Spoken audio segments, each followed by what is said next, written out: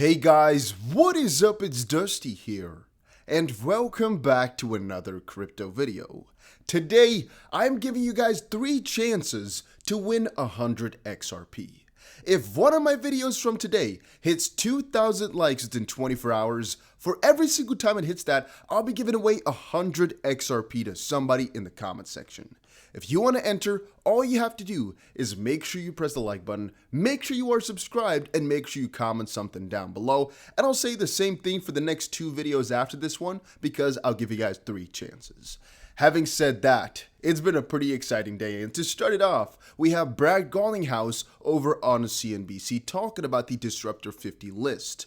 There's this individual right here who basically asked Brad Garlinghouse a question, which we'll hear in just a second, and Brad Garlinghouse is quoted saying, "We can make cross-border payments, which are slow and expensive today, we can make them real-time, very efficient, very low cost, and that is good for the global economy." So yes, Ripple was on this Disruptor 50 list at spot 38, something like that. And one of the things which is actually stated on that list specifically is that Ripple in 2020, when they came in, let's say spot 26, were going to basically fix this payment problem with crypto. This year, they are the pioneers in crypto regulations. It's kind of interesting how that has changed over the last year. But let's try to listen to this. I'm going to maybe stop it a couple of times to kind of work around copyright a little bit. But it's an interesting little interview, basically. Company that's coming in at number 38 on this year's list, Ripple. The company uses blockchain to send money across borders for financial institutions, and it uses the token XRP to do it. Join us now, Brad Garlinghouse, CEO of Ripple. Brad, great to see you. Great to have you on today. Let's start just generally about the crypto arena and what we've seen, because there's an article today, Brad, about, I guess it's already here. I'm just kind of looking at it and thinking here like, wow. So Brad, I saw a lot of articles here where people were saying like, oh, wow, anyone holding XRP, blah, blah, blah, blah. It's already kind of interesting how I'm not sure if they actually went to talk to every single person. I'm not sure about that. Maybe they talked to all 50 companies on that list, but I found it interesting how it was kind of written here. Cross-border blockchain, Ripple disrupts the fintech industry. It's kind of interesting. And again, you guys can let me know in the comment section down below if they actually talked to every 50 of them. Crypto Bull also posted Ripple CEO on national television this morning. I believe the media is now beginning to promote a narrative change towards XRP. Settlement will be next, followed by a price explosion. Let me quickly say, I don't know if a settlement is going to be coming in the next short time. What we do know, however, is that the stance towards Ripple is interestingly shifting. Because I've really seen a lot of hatred right now the last couple of days. Specifically the last couple of days have been filled with hatred on the channel here. And that's also why I recommend you guys to press that like button if you just want to help out the channel a little bit. There's a ton of hatred. Yet, whenever I talk to people, it's kind of switched over where it's like, oh yeah, Ripple, that company, right? They're being sued. Oh, yeah. But they're all quite convinced it's going to win, though. And that's really interesting how that's going along. Because if you were to ask them 3 weeks ago, a lot of people were really negative, even though the price was doing good. And right now that the price has done bad but is recovering, so the last 2 days, I've only heard positive things. Let's move on. I'll not make the screen move. Let me just show you guys the sound. Harkening back to the colonial situation, pipeline and ransomware, etc. And the thrust is that we just need to ban crypto. And it's set forth, here's all the reasons. I think about everything that you've set up with blockchain and DeFi and how this can really effectively replace a lot of existing systems like Swift or whatever. And it really works. And he also knows it, right? We can already kind of hear from how he's saying it that we can kind of fetch that he's also excited about it to some degree, or at least he knows, right? And that's, again, a question that I've gotten a couple of times, that is, what exactly is known by some of these companies that's not known by us? So what does a company like Cnbc here, who makes the list, for example, know that we don't? Why is Ripple a disruptor specifically in the section of getting crypto properly regulated? Is it because they're lobbying a lot? The SEC, for example, also now came over to Ripple yesterday to actually request some lobbying documents. Is that because of them doing that, or what? Or because they are busy with one of the most important lawsuits? How does the CNBC who made the list know that Ripple is actually the pioneer or one of the biggest pioneers in crypto regulations. Why would it be them? Why would it be them? You can kind of see from the perspective that they're not actually doing anything like that, right? Because they're fixing their own problem. But how did they see that? I mean, I think it's good because I see it too, but a company like that to see it from a different perspective, like they're not seeing it from the perspective that Ripple is fixing their own stuff. No, they're seeing it from the perspective too that what Ripple's doing here is to basically kind of build the building blocks for crypto as we know it today and for the future. Well, do you think that, I mean, what do you make of someone that makes that case, given all the blockchain infrastructure and everything else, not just around Bitcoin, but do you think that this toothpaste ever goes back in the tube like that because you can use it for ransomware? Not sure I've heard the toothpaste analogy before. I'm going to steal that one myself. Look, first of all, thank you for having me. I think the question you're asking is a really important one, and I think it gets to the kind of core of sometimes just a misunderstanding about how these technologies can be applied in a way that actually is really good for businesses. And they're already, I just want to quickly say once more, and also I just want to quickly stop to make sure I can call this fair use to a certain degree. I'm not sure. Maybe it's going to get taken out. Let's hope it doesn't. Let's hope Cnbc is a little bit lenient with all of this. That's why I'm trying to stop it every so often to make sure I can do my commentary in. You know how often we've also seen it now that they basically allege things wrong or put up the wrong argument? Haven't you seen that, guys, in these interviews too? For example, very often when we see Brad Garlinghouse being interviewed, they try to narrate the question in such a specific sense that he's got to kind of dig himself in a hole. And in this case here, again, he's also saying like, haha, so I think the question you're asking, I kind of see it. Maybe it's because I've been busy with this for a long time that just kind of start to see through the charade a little bit. But these reporters also have a narrative that they're trying to push. For citizens, for just the community at large. And so when we talk about, like, should we ban something, let's make sure we understand what we're talking about. The way Ripple uses these technologies, as you introduced, is we can make cross-border payments, which are slow and expensive today. We can make them real-time, very efficient, very low cost, and that's good for the global economy. We can unlock trillions of dollars of kind of trapped capital to make the economy more efficient. And so blockchain technologies can be applied in a lot of really constructive ways. It's reducing friction, whether that be transaction cost, transaction speed. But again, for Ripple, that's around payments. But, I think to say, hey, let's just ban all this, yes, the toothpaste might already be out, and I don't know how you get it back in. Yeah. So I don't know if there's any extra commentary necessary. You guys most likely got the idea. But I wanted to share it anyway because I found it such a... I sometimes get like almost goosebumps when I hear these people talk, and maybe not only this speech, but it's also the narrative that they're trying to push here, and just the fact that it's all coming along right now. The news coverage for XRP is going amazing. The price is doing good, kind of / amazing. I'm not exactly sure how good it is doing. Let's quickly check our trade out here on the YouTuber account.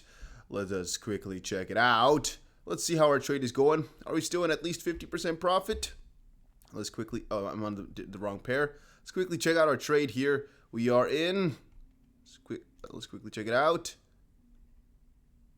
We are in $600 or 65% profit still. So things are still doing quite good. That is nice to see. Nice to see.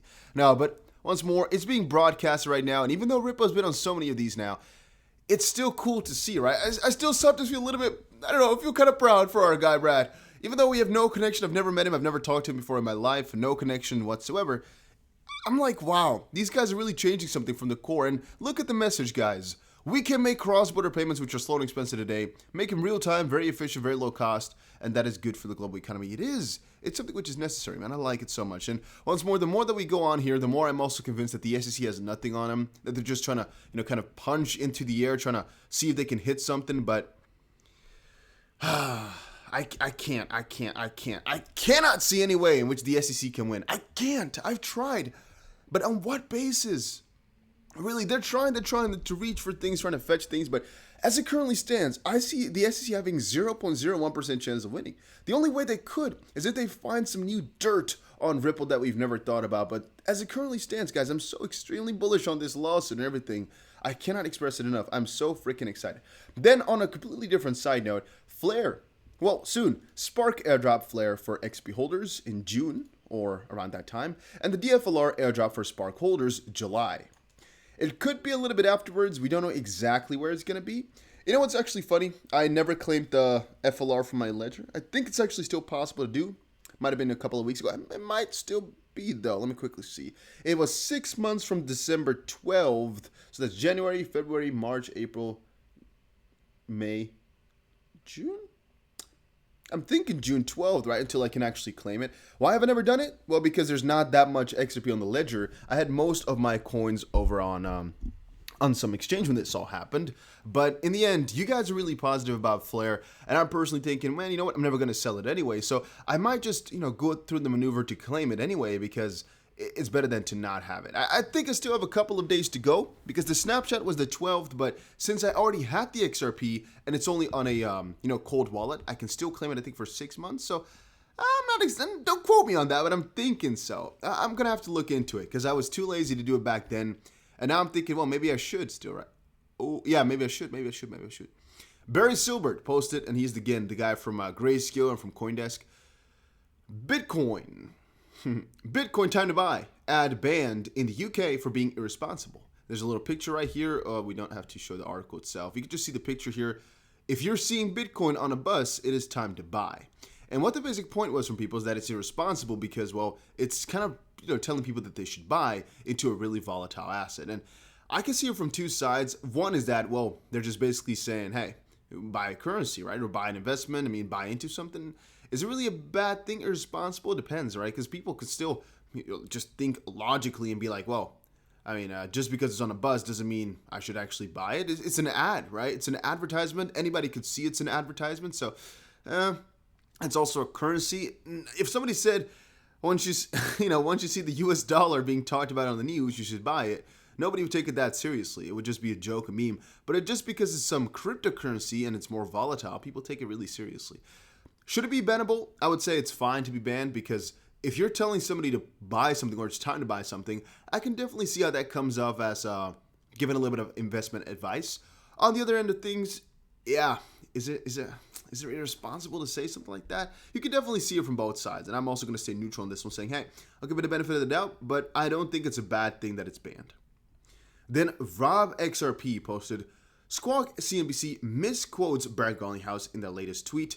True quote is, the SEC is making the assertion that these are investment contracts, that retail sales to our customers is actually an investment contract. Brad then goes on to explain that it in fact is not a security. And you know what I'd like to say about that one? Let's quickly check it out here. In the US, there's been a lack of regulatory clarity, says Ripple CEO Brad Garlinghouse. Ripple sales of XRP to our customers is actually an investment contract. Ooh, that's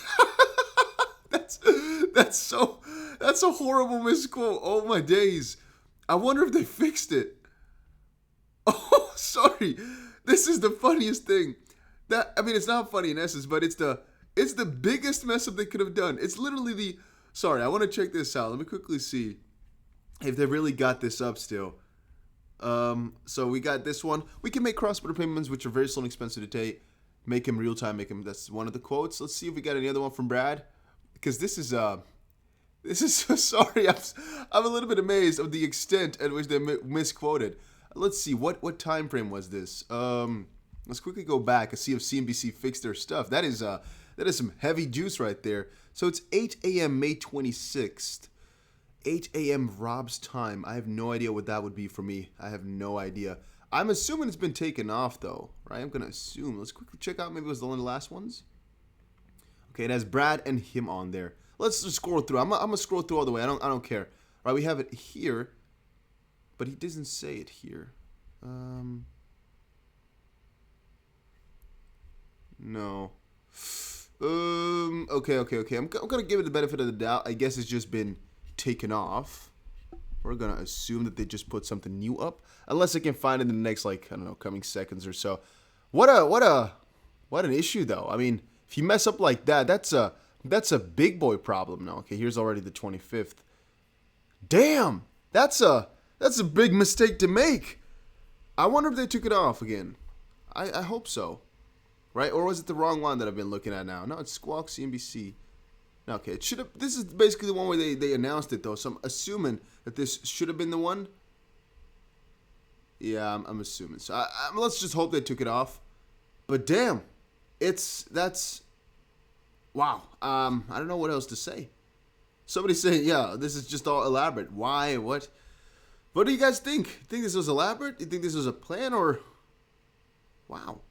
Let's move on though, because I have nothing else to say there. It's just, it's interesting. John Deedon posted over on Twitter. Oh, the irony. Countless times they said XRP was centralized because of the influence that Ripple allegedly had in the markets, despite the fact that they were unable to change the consensus rules single-handedly. I can't stand this space anymore. Let's quickly check it out. So the tweet here, it says, decentralization means one person can't change consensus rules. It does not mean that the market is immune to the effects of individual actors presenting new info. Please stop saying Elon affecting the markets is proof he controls Bitcoin.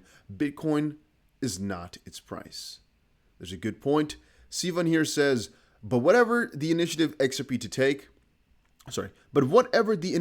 initiatives XRP to take, shouldn't they need Ripple's permission or they can act independently? This doubt always in my mind. I don't really get how people think about it that way.